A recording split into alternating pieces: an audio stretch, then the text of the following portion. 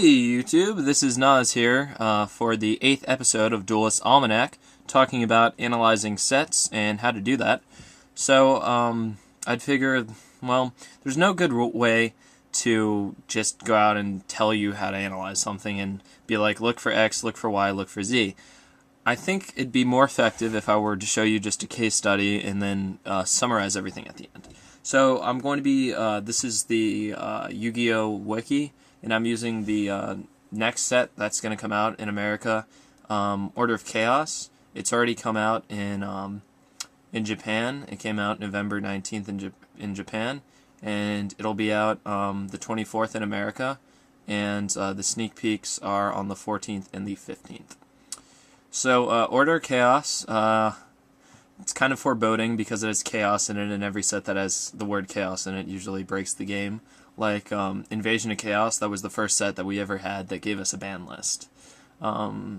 So, according to the wiki, we have 100 cards in the Japanese set, so that means the American version is going to be at least 100 cards.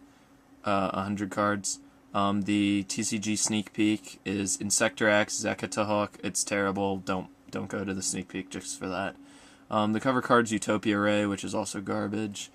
So the most important thing when you look at a set or a new set is looking at archetypes that are debuting. So things like Armor Ninja, Gagaga, Go-Go-Go, Insectors. Those are the ones that are debuting. And look at the things that are being reinforced. So those are things like just ninjas, photons, wind-ups. Wind-ups are going to be very important. The numbers, Archfiends. I mean, all of this is just off of the wiki page. Anybody can look at it.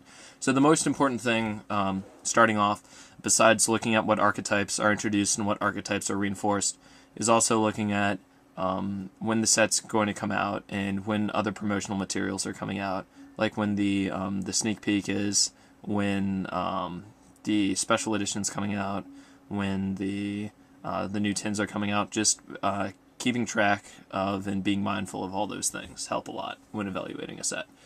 So 100 cards, it says. Okay. So then the wiki's good because it gives you all the cards on the Japanese set to your left and the American set to the right that's been confirmed. So, you can look around, browse things.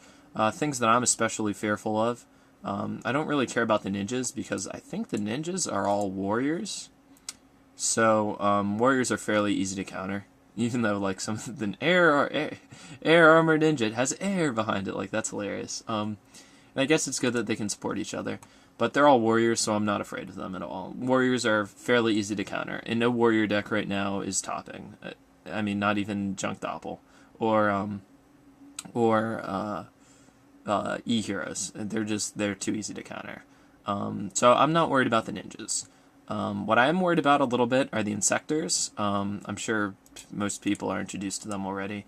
They're the Kamen Rider Kabuto guys. They're all darks, they're all insects, they all destroy stuff. The meta right now is all about destroying things, or destroying things piece by piece. Just like the Grapha bounce effect and those type of things. So, an easy way to stop the Insectors, rule of thumb is anything that hits, Dark World hits these guys even harder. They're all dark. You can use dark mirrors. You can remove their hornets and their hornets from play with debunks. I mean, debunk hits Insectors really, really hard. Just things like DD Crow removing their hornets. You can effect Veiler their damsels and prevent them from using stuff. So while I'm interested in Insectors, I mean, they're Kamen Rider guys, so I kind of like them. I'm not that worried about them. I mean, we'll see, obviously, once everything comes out. What I am worried about are wind-ups, and just the versatility and the exceeds and with Zen Mighty and stuff they can do. Wind-ups will probably be topping, probably after this. And you can see this. I mean, this is part of the analysis. People have been talking about wind-ups. They've been hyping them up. They've been using them on Dueling Network. I've been seeing wind-ups pretty much everywhere. So, I mean, just off of that, you can kind of already assume that it's going to be a big deal in the meta. Now, if not, a bunch of people find counters and take care of that, well, that's an issue that we have to determine for ourselves. Dragons are getting new support. They have stuff like Darkstorm Dragon, which is a Gemini. I don't think it's that good. Divine Dragon Apocalypse. That's going to be good in the when Dragons Collide structure deck comes out in America. Discard one card to target a dragon type in your grave. Add it to hand. It's freaking cool. But and all those dragons are all lights and darks.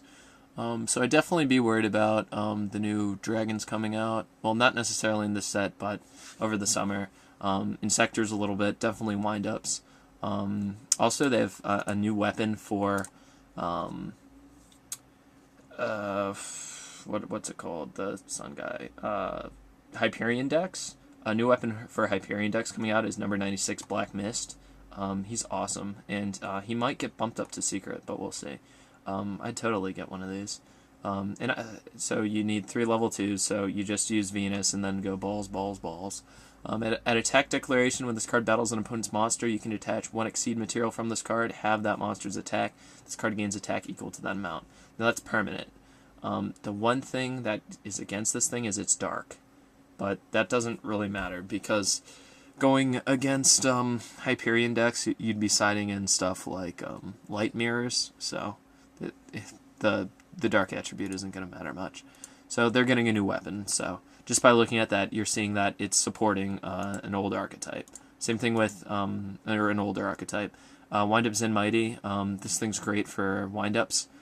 Uses 2 level 3s. Once per turn, detach 1 Exceed monster from this card. Special summon a wind-up from your hand or deck. When a face-up wind-up you control is destroyed, sent to grave, you can detach a material to target that monster, add it to your hand. So Zen Mighty is the thing that causes a huge amount of loops, and I'm kind of scared of that. But I like wind-ups, they're cool. What's weird is they're not all machines. They're, beasts and all sorts of wacky stuff. But their loops are crazy. So I'd definitely be worried about wind-ups right now. It seems as though with wind-ups you kind of just have to be faster than them now that I'm, looking at everything. They have more stuff for Evil tiles, but they haven't come out with a new Evilzar, or at least something that hasn't been spoiled yet. So I wouldn't be worried about Dino Rabbit becoming any more powerful than it already is. And plus there's ways around Dino Rabbit, so I'm not super worried about that. Plus Dino Rabbit's pretty expensive, so that cost is going to be prohibitive if you're just, playing at your locals or something. They have Interplanetary Purple Thorny Dragon. I just have to click on that because it's wacky sounding. It's a dark dragon, level 5, 22 attack, 1001 defense, or 11100, or 1100 defense. If a monster you control is destroyed by battle or card effect sent to grave, you can special summon this card from your hand. It's okay. It's not that good, unless for some reason they hit Gores, but I don't think that they would hit Gores. Another thing that I'm particularly worried about, because I'm a plant player, they have this thing coming out called Sweet Corn. It's going to be an import. Now, once this loads, hopefully I can show this to you. Yeah, here we go. Look at this little innocuous guy. He's level 2, he's a plant. Once per turn during main phase 2, you can pay 500 life points to special summon 1... Please close. Special 1 grain corn token, plant, earth, level 1 attack defense. So I'm definitely going to pick up probably 1 or 2 of these guys. Probably just 1. Because if they hit Dandy, this is going to be the replacement. So I'm definitely interested in getting a Sweet Corn. And then there's an American exclusive Insector Grasshopper for Insectors. It basically lets your guys attack directly. I don't care. But the Sweet Corn I'm interested in. So that's just a little idea how to review new sets. Oh, here we go. Evilzar sold. Let's see what this thing does. Alright, it's a little pterodactyl thing. Okay, uses 2 level 6s, so it's not going to be used with Dino Rabbit. When this card is Exceed material, it cannot be destroyed by card effects. During your opponent's special summons a monster, attach a material to destroy it. Yeah, I don't care. Sold's not good. And you can just immediately tell this because of what's already being used.